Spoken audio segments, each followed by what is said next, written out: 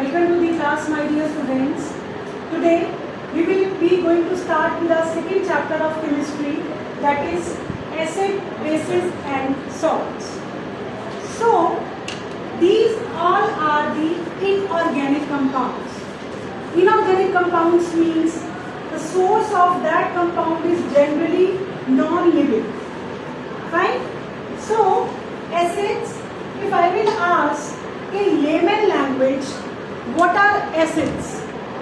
So you will say acids is derived from the word acidus, which means sour. The substances which are sour in taste are acids. It's in layman language, not chemical language.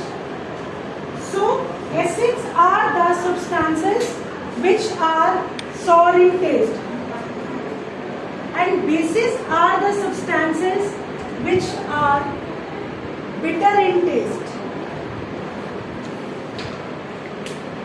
These bases are soapy in touching, like they are soft and soapy in appearance. Have you ever tasted the soap solution? Might be when you were a child. Yes, ma'am. It is bitter in taste. Fine? So bases are the substances that are bitter in taste, and acids are the substances that are sour in taste. But it is not possible for us to taste every acid. It is not possible for us. So now what do you mean by the term acids chemically? So acids are the substances which are sour in taste, correct?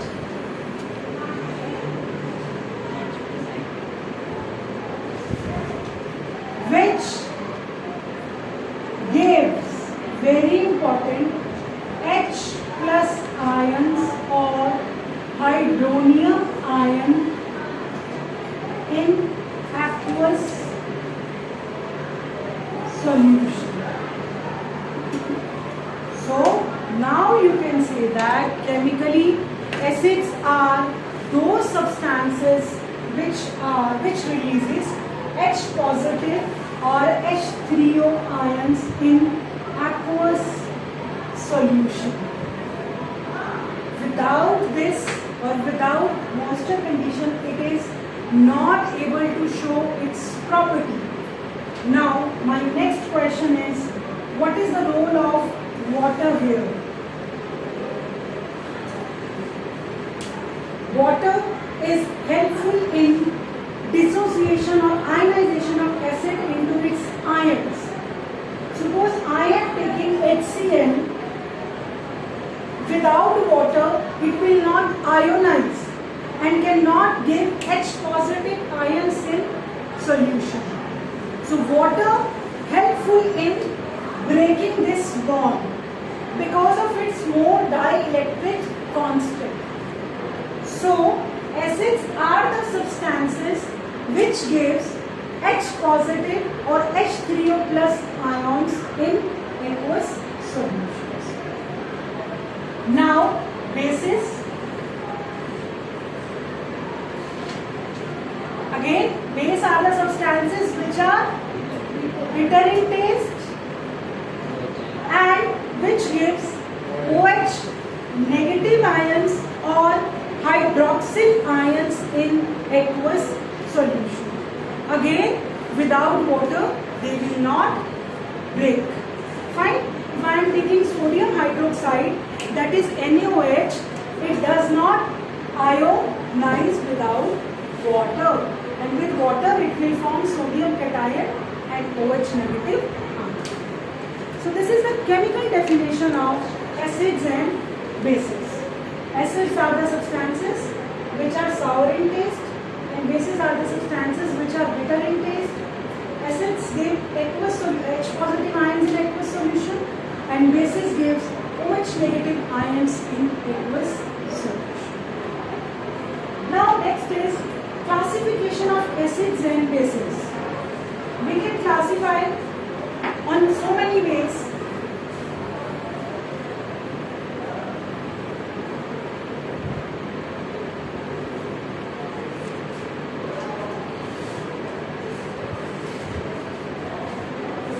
classification of acids. First one is on the basis of their strength. Acids can be strong acids and acids can be weak acids. Weak and strong. Strong means, okay, what acids give? Which ions? H plus ions. So strong acids are those acids which completely dissociates into water, like HCl, H2SO4. H2SO4 is your king of acids. When we put these acids in water, they completely dissociate. But there are certain acids which do not completely dissociate into water. That is your weak acids. Okay? So, example is acetic acid. When we put acetic acid in water, it do not completely ionize.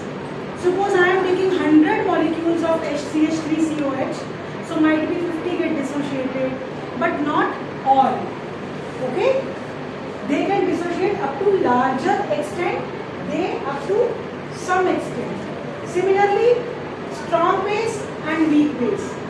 Strong base will be which completely or almost completely dissociates to produce OH negative ions, and they produce less OH positive ions. In case of weak base, okay? The common example is strong base is KOH, NOH, weak base is MO or ammonium ions. Fine. Next, classification is from their sources, that is organic and mineral acids. Organic means the acids which obtained from living organisms, like your oxalic acid. Fine? It is obtaining from living organisms. And minerals, acid means which obtained from the minerals, like HCl, H2SO4, HNO3, H3PO4, that is phosphoric acid. They are your mineral acids. Now, one more important term is alkali.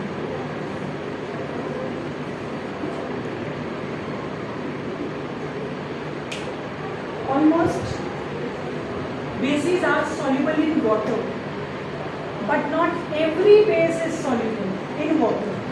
So, alkali are water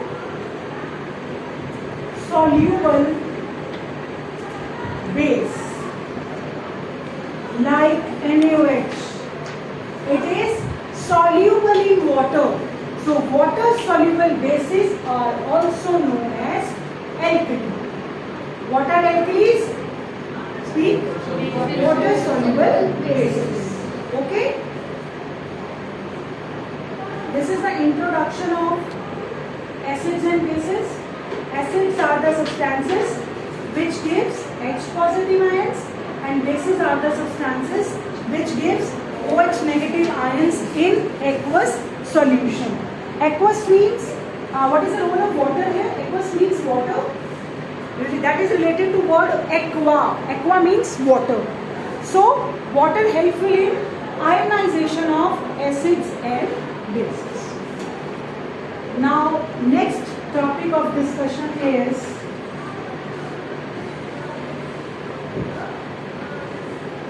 indicators. Our next topic is indicators.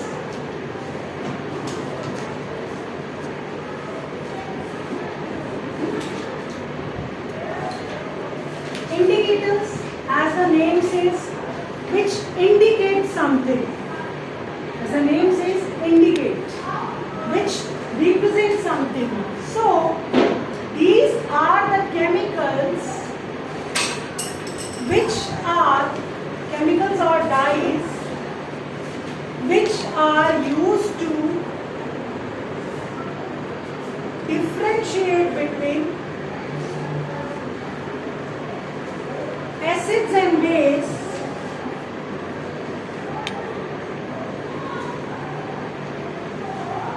on the basis of change in color, smell, etc. See, if I will ask, my dear student, can you taste the H2SO4?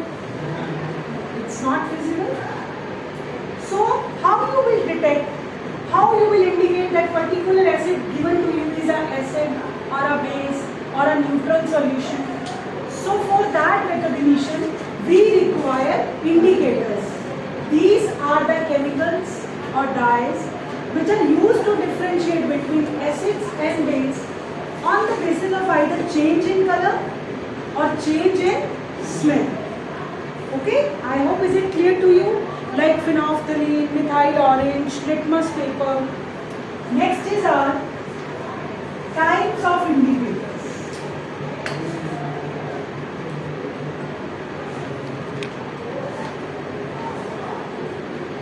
There are basically three types of indicators: natural,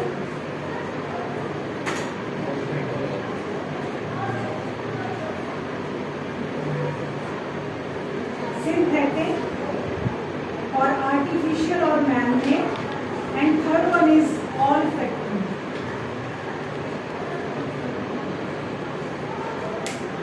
These are the three types of indicators. Natural, as the name says, can obtain from nature. So, those indicators which we can obtain from nature is your natural indicators. Synthetic, which means which can be prepared in the laboratory or are man-made. So these are artificial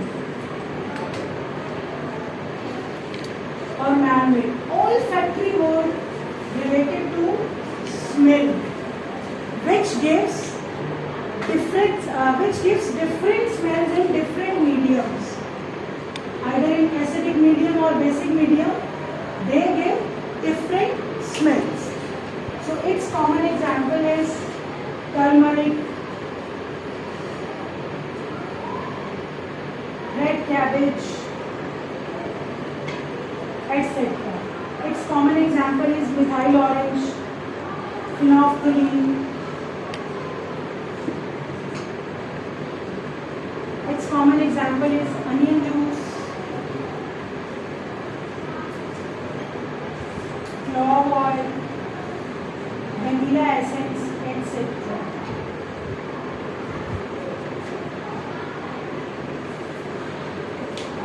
Okay, just see it once. Indicators, the chemicals which are used to differentiate between acids and base on the basis of change in color, smell, etc. There are three types of indicators: natural, synthetic and olfactory indicators. Okay? So natural, these are the chemicals which can be obtained from nature. Synthetic means man-made or can be prepared in the laboratory, and olfactory means which gives different smells in different mediums. Now I am going to make a table of indicators by changing in their color also. Here you can also write litmus, which is obtained from lichen. That is very common indicator actually.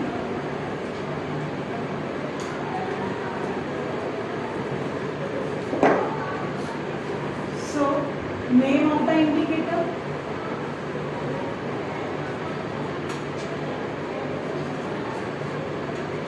natural color,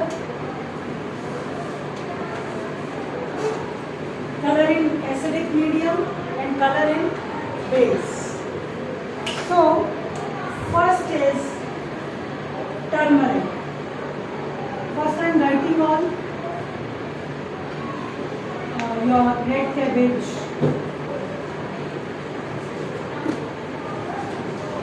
litmus paper, methyl orange, phenolphthalein,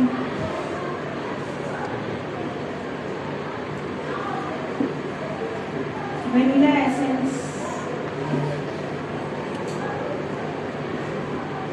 clove oil, onion juice.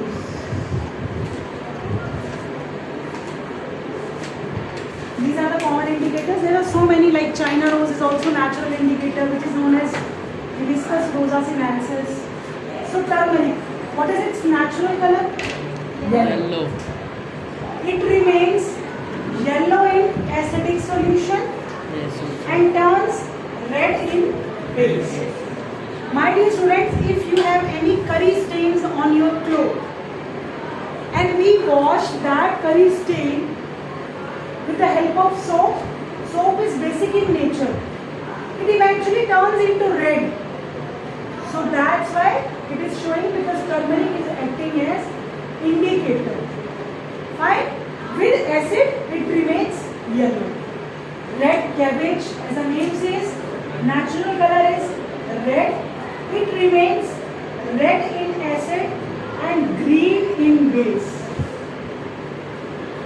Okay. It remains red in acid. Natural color is red and remains red in acid and green in base. Third is litmus. But a natural color of litmus is purple. We prepare two litmus paper, blue and red. So, if I will take blue litmus paper, it will turn into red in acidic solution and remains blue in base. And if I will take red litmus paper, it will turn red in acid and turns into blue in base. I am sure you will get confused. Either acid is blue to red or red to blue. So remember this trick, rub. Rub means red to base is blue litmus. Sorry, red to blue is base. It's a short trick. Don't write it in your notebooks, just remember it. Otherwise, there are so many chances of forgetting this concept. Either acid is blue to red or red to blue. Base is red to blue or blue to red. So remember this trick, rub. Red to blue is base and blue to red is acid. Okay? Next is methyl orange. Natural color is, it turns red in acid and yellow in base. Phenolphthalein. This is colorless, remains colorless in acid and turns baby pink or pinkish light pink color in base. Vanilla essence. I am sure you had vanilla ice cream in your lifetime. I am sure. So that has a very particular aroma. Very, very beautiful essence coming from vanilla ice cream. So that flavor remains as such in acid, but in base that flavor gone out. For example, if I am adding vanilla essence in NaOH, then you cannot feel the aroma of vanilla essence in base. But if I will add vanilla essence in acid, then you can recognize. Still the smell remains persists in acidic medium. Now clove oil, we are using clove in the kitchen, long. So that oil has a peculiar smell. It remains as such in acid and vanishes in base. Similarly, onion juice, we are using onion in the kitchen. It has a very particular aroma, very pungent smell. That remains as such in acid and goes away in base. I hope is it clear to you all? So now one more definition of acid and bases becomes into existence, that bases are the substances which turns red litmus to blue, and acids are the substances which turns blue litmus paper to red. But remember one thing, that litmus paper should be wet. That should not be dry. Otherwise, acid and base will not show any properties. Okay? Any characteristic properties. I hope is it clear to you all? In today's lecture, we have discussed about the acid and bases, their types and indicators. That's all about today's lecture, my dear students.